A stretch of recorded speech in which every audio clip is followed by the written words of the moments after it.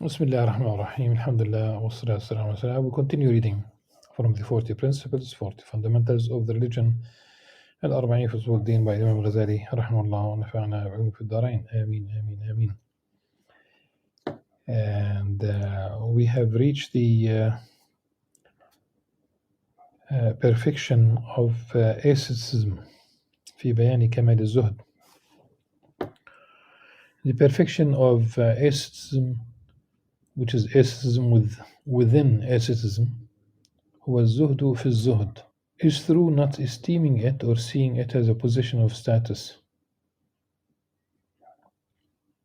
Indeed, whoever abandons the world and believes that he has left something of value has actually magnified the world.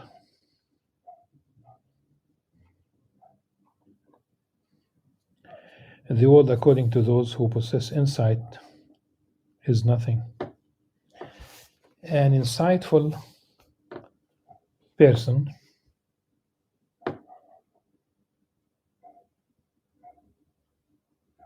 is like someone who is prevented from entering the king's palace by a guard dog.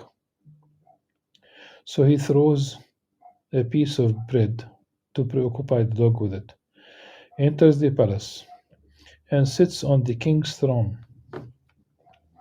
Indeed, Satan is a dog at Allah's gate, subhanahu wa ta'ala, and the entire world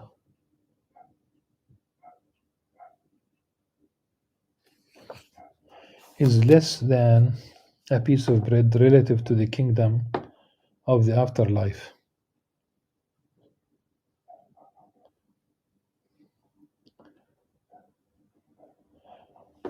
A piece of bread, it is correct, but really, luqma is a bite. Okay.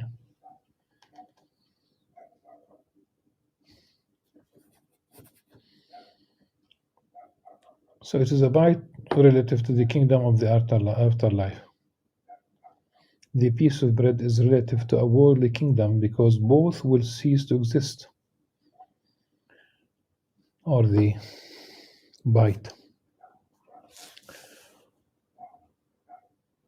It is inconceivable that the afterlife come to an end like the world, for it has no end, eternal. Levels of asceticism in light of its motivations.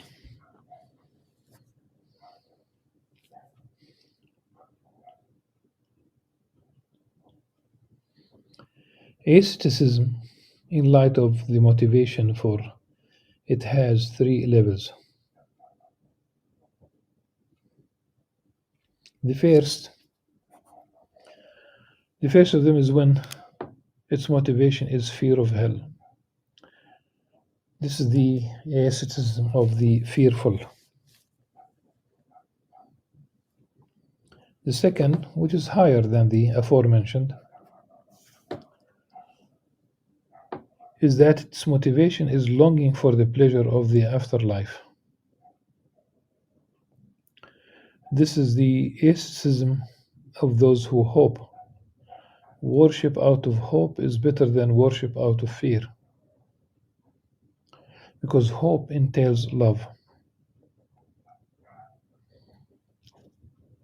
The third, which is is the highest of them, higher than the previous two, which is the highest, is when the motivation for it is to rise above turning to what is besides the truth.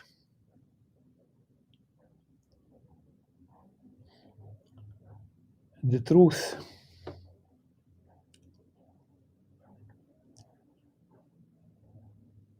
is al-haq.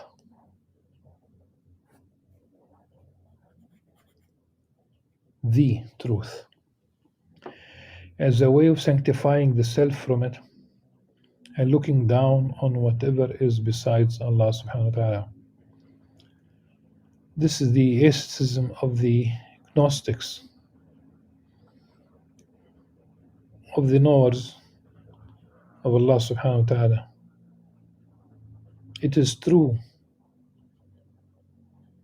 Atheism, it is true. It is true. It is verified. It is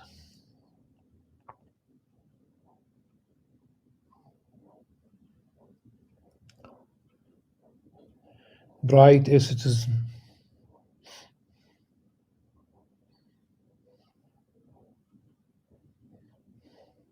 Anything less than this is a transaction because it involves the person foregoing something now in order to be compensated for it many times over later on.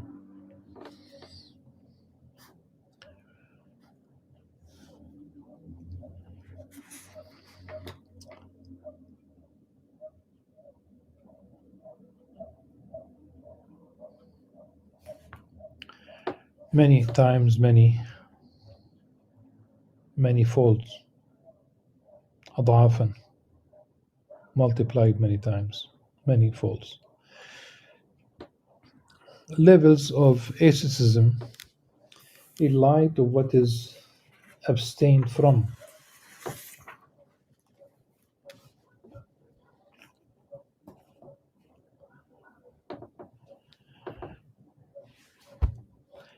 Asceticism in light of what is abstained from is of various levels. Its perfection is asceticism in regards to all that is besides Allah subhanahu wa ta'ala in the world and the afterlife.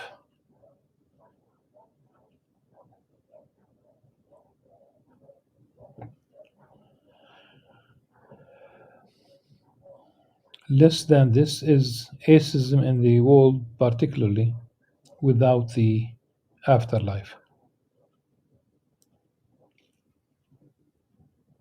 This includes everything that is an immediate fortune and enjoyment in the world, whether wealth, status, or comfort.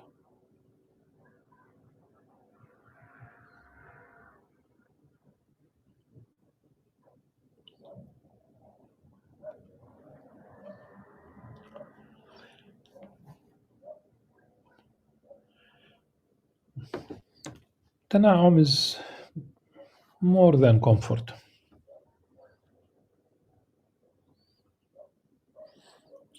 because it entails enjoying the the blessings of Allah subhanahu wa ta'ala or the in every respect.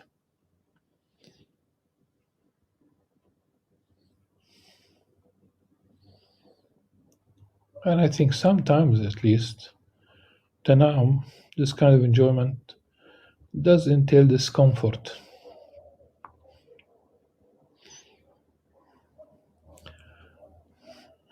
It's inevitable. Every enjoyment in this world is attached somehow to some kind of discomfort. It could be pain, it could be anxiety, it could be anguish, it could be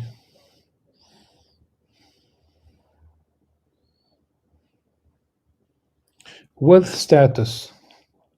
I just think about it. There was a program on TV that there was a specific street in London, wealthy and people with status, people who are well known, and it seems that many of them were on the social media, uh, broadcasting from their homes and showing different parts of the homes. And there were thieves in Latin America. Look how far across the ocean,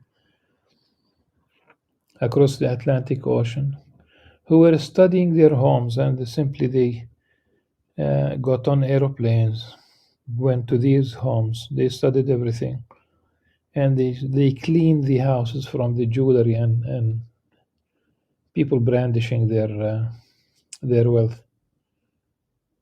Then they started looking for companies to protect their mansions and what have you, and you talk about hundreds of thousands of pounds every year. We talk about 3 shifts.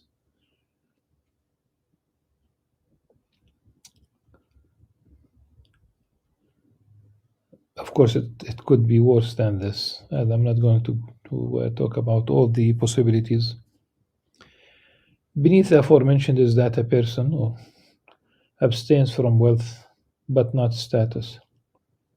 Sometimes you sacrifice your wealth in order to attain status. People who could be billionaires, but they look for political office, status, or regards something, or regards to some things, but not others. This is weak because status is more pleasurable and more desirable than wealth. So abstaining from it is more important.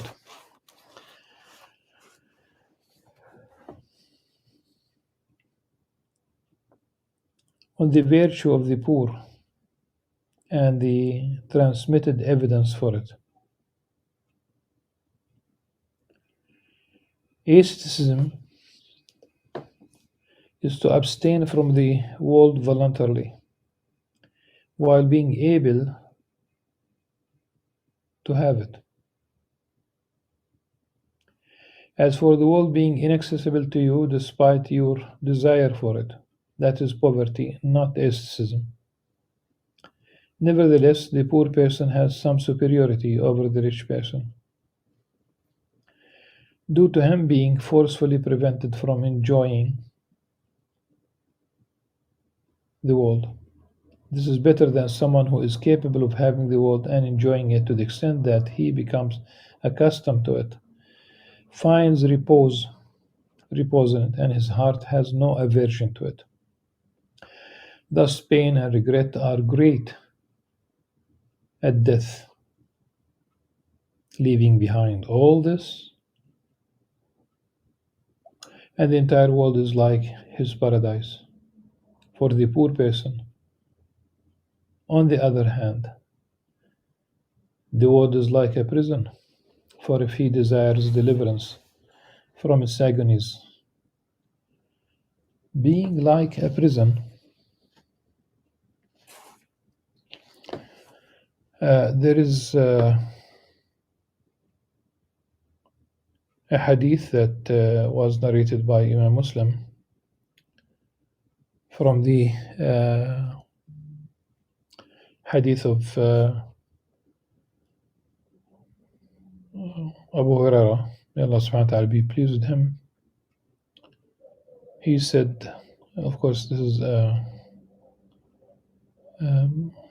it is said marfu'an, meaning that the Prophet ﷺ said, "Ad-dunya sijnul mu'min wa jannatul kafir." This dunya, this world is the prison of the believer, but it is the paradise of the non-believer. Poverty is among the causes of happiness.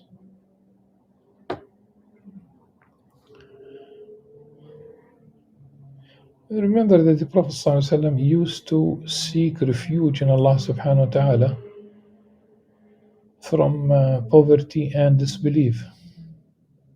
وَأَعُوذُ بِكَ مِنَ الْكُفْرِ وَالْفَقْرِ. So it doesn't really. So there is some kind of contradiction, and we will know that many of these traditions about poverty are not of the not, they don't enjoy very strong chains of narrators. Truly, the Prophet ﷺ said, truly Allah subhanahu wa ta'ala restricts his believing slave from the world out of love for him, as one of you restricts a sick loved one from food and drink.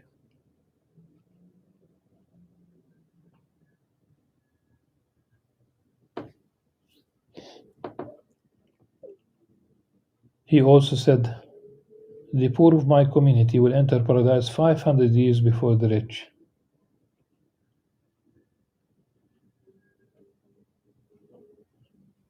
He also said, the best of this community are its poor. Imam Al-Iraqi, in his verification of this hadith, he said, لَمْ أَجِدْ لَهُ أَصْلًا. Like, it's not a hadith at all.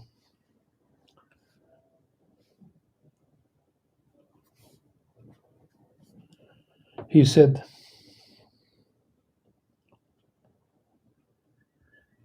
meaning the Prophet ﷺ, if you see a poor person coming, then say, welcome to the emblem of the righteous.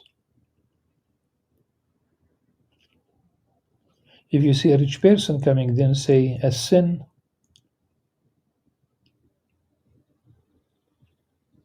like your sin, not that of the rich.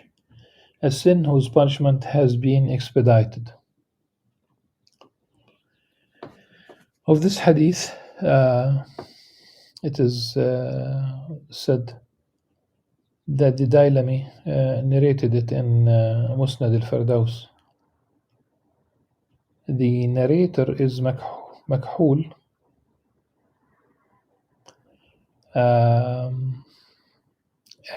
from the narration of Abu Darda, but the scholars of hadith said that Makhul did not hear from Abu Darda, so this really invalidates the chain of narrators.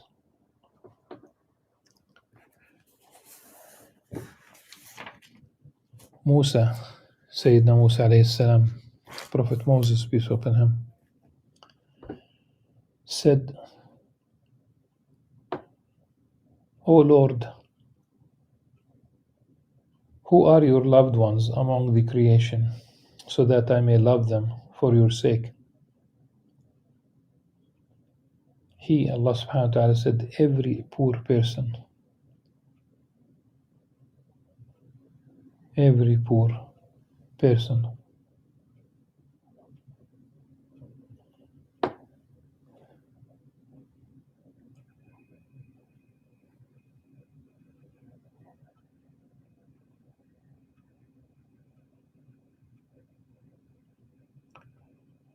Know that the poor person, if he is content with what has been given to him and not extremely vigilant about seeking wealth, then his level is close to the level of an ascetic.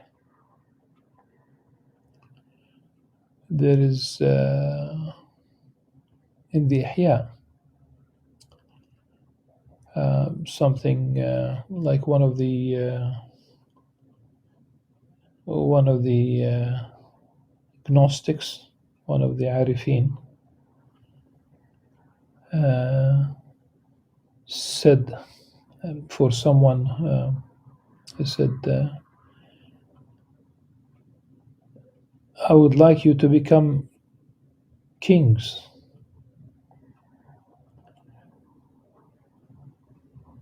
In this life and the hereafter. And of course, the advice sounds a bit intriguing. I would like to become kings. And he explained it by saying that be detached from everything in this life. You become a king.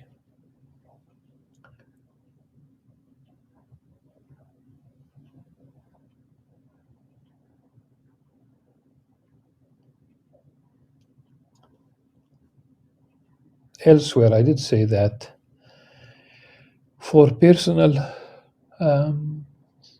salvation, for personal closeness to Allah subhanahu wa ta'ala, that's one path.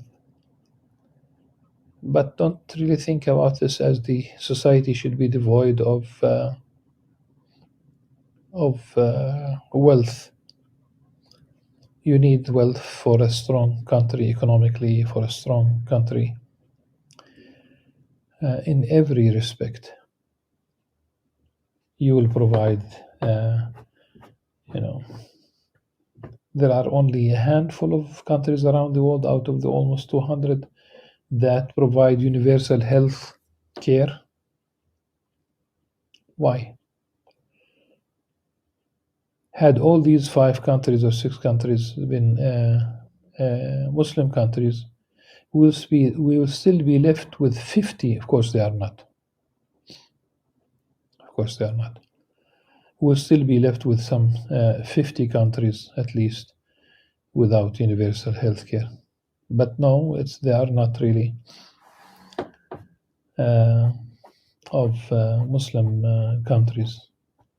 as I said, wealth in itself for the society at large.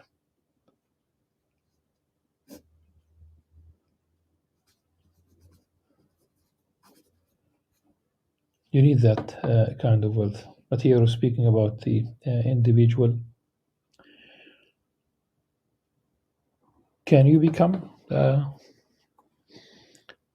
The principle is there. You could be wealthy and your heart is not attached to it. Like the Prophet, the Sayyidina Abu Bakr as-Siddiq, when he gave all his money for the sake of Allah subhanahu wa ta'ala. Sayyidina Uthman ibn Affan financing the Tabuk campaign. These are very important incidents where wealth is put into a good cause. The Prophet ﷺ said, glad tidings to whoever is guided to Islam and whose livelihood is meager, yet he is content with it. He also said, ﷺ, the poor people who are patient are the honored guests of Allah subhanahu wa ta'ala. Then Imam Al-Iraqi said that he could not find it written as such. There's a hadith that was narrated by Ibn Majah, similar, at least the practically similar to this. إن الله يحب الفقير متعفف, that Allah subhanahu wa ta'ala loves the poor person who does not ask for charity, does not ask for help, does not متعفف.